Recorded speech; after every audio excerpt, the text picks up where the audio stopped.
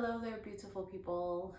I've got a story to share with you today, and I hope it's cool with you if I read it from my laptop. I did write it several years ago, and it's definitely not something that I can commit to memory to share with you. Is that all right? Okay, cool. Bet. All right, let's get into it. I hate this day so effing much. This is literally the censored first line of my journal entry on January 22nd, 2021, the day of closing on the sale of my second and last investment property. I had purchased this property, nicknamed the Urban Jungle Rehab, 2.5 years earlier, and had been renovating it from top to bottom ever since. It was the first and only property that my solo real estate venture would own, a single family home of about 2,300 square feet with a full basement sitting on 4/10 of an acre in the city. Crazy, right?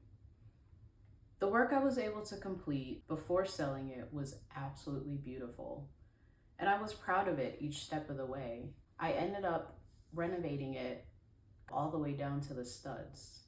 So everything in there was brand new. I'm talking new drywall, new roofing, new flooring, new cabinets, new countertops, custom built shower in the master, combining 2 rooms to make a large master bedroom. I mean, I did everything in this property. And I was even documenting that process from the beginning through the point where I hit a financial crisis on an Instagram page, including before pictures, after pictures, progress videos about the work I completed, and city inspections and contractor mistakes, trips to the home improvement stores, and so much more. I had a fair amount of followers cheering me on as well, which definitely helped me keep pushing through the countless obstacles that I faced. Studying and practicing real estate investment had really turned my mindset around completely. No longer did I constantly ask myself when things went wrong, why me? No longer was I moving through life aimlessly. No longer was I operating with a scarcity mindset. Now, when faced with an obstacle or a hardship, I ask myself, what am I supposed to learn from this? Now my life had purpose. Now I was operating with an abundance mindset and an optimistic attitude. Unfortunately, the rehab and the carrying costs took a major toll on my finances. The monthly interest-only loan payment of about $1,100 for the first year, and then about $1,400 after I had to refinance out of that first loan. Annual county and city property taxes and special assessment payments, annual property insurance payments, utilities, electric, gas, water, excessive, unexpected redos of work due to piss poor work done by contractors, monthly payments to a project manager who turned out to be subpar, and that's an understatement, and much more. I was even putting money I needed for my personal living expenses into the project. That's how foolishly determined I was to see this thing through all the way to the end. After all of that, I had to sell the property unfinished in order to avoid foreclosure. You know you have 30 minutes? Are you kidding me? 30, yes. Back to January 22nd. Closing was scheduled for 3:30 in the afternoon, so I stopped by the Urban Jungle project around noon to say goodbye to the house. I had honestly fallen in love with it by that point, and I needed to collect some belongings as well. Unfortunately, there was plenty that I had to leave behind in the house because I didn't have the resources or space to move or store a lot of those items, which was mostly like household items, like furniture from my old house, as well as some yard tools. I picked up the Ryobi trimmer that I had bought just about a month earlier, because I was maintaining the front yard myself, and a few other old yard tools that I had brought in from the old house and inherited from my childhood home. A couple Nest thermostats that I never got around to installing. I grabbed the newly purchased bathroom vanity mirrors that I ended up returning to overstock. And I picked up a few small items that I was able to return to Home Depot. I dropped off most of them at my storage unit and I headed over to closing.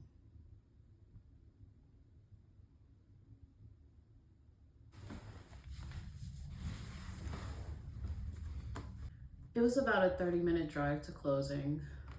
And on the way there, I learned that the buyer would not be attending.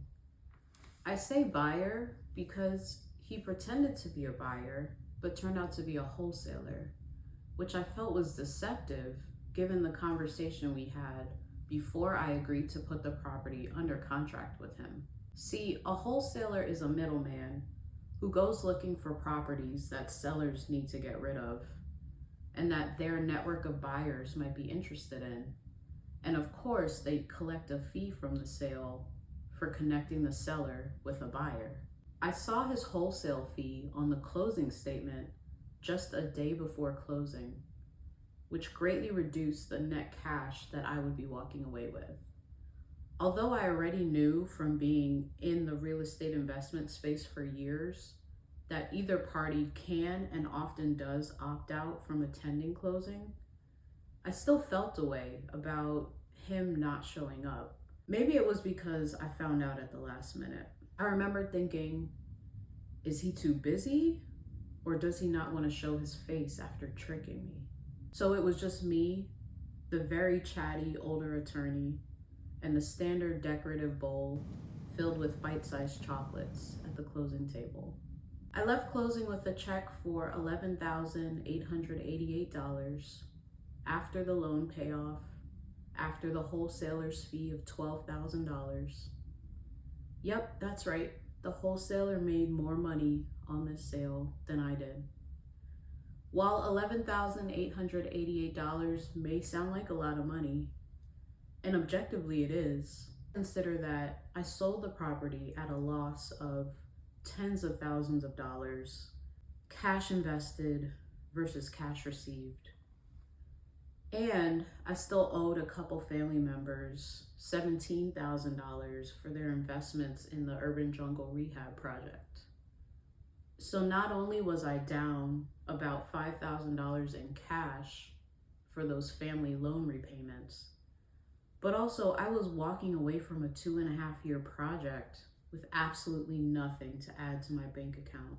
I wanted to text the wholesaler to confront him, to ask him why he misrepresented himself after I explicitly told him up front that I did not want to wholesale the property because there wasn't enough meat on the bone to insert a wholesale fee.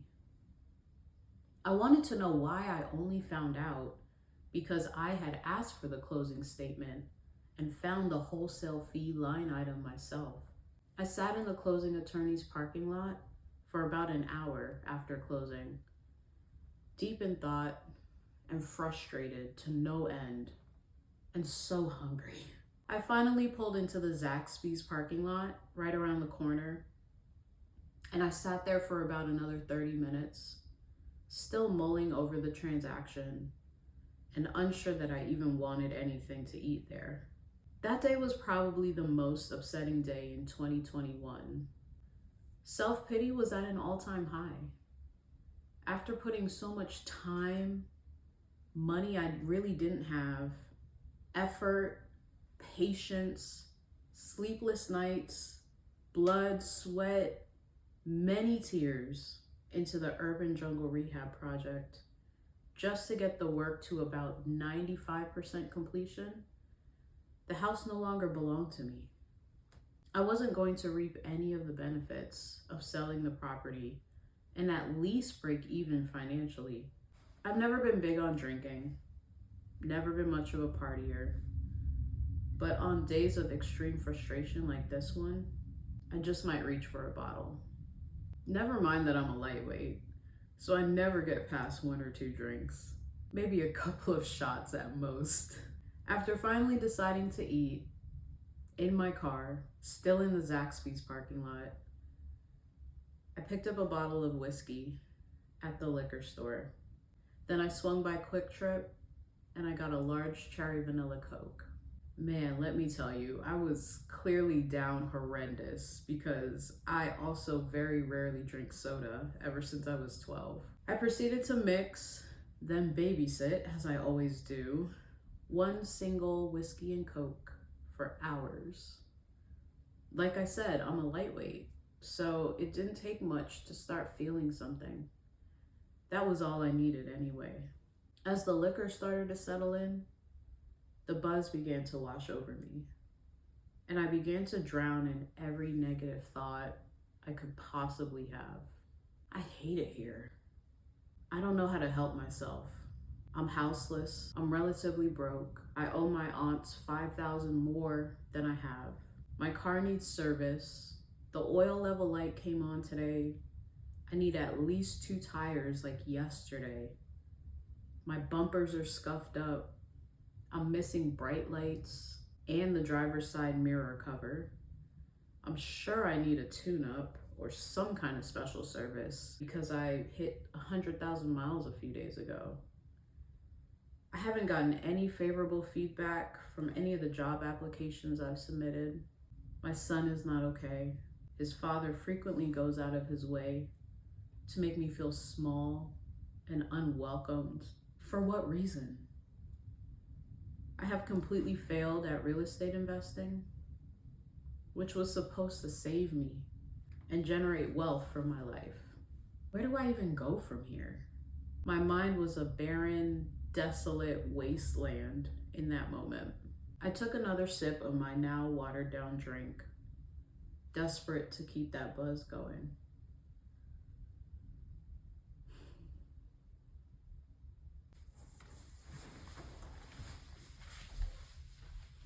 Stay tuned for part 2, where I dive into several lessons I learned in this situation, as well as more backstory on what made this real estate fail so devastating for me. Matter of fact, go to my profile page, hit that bell button in the top right corner. That way you'll be notified of all the new releases, just like Nike drops. Thank you so much for being here.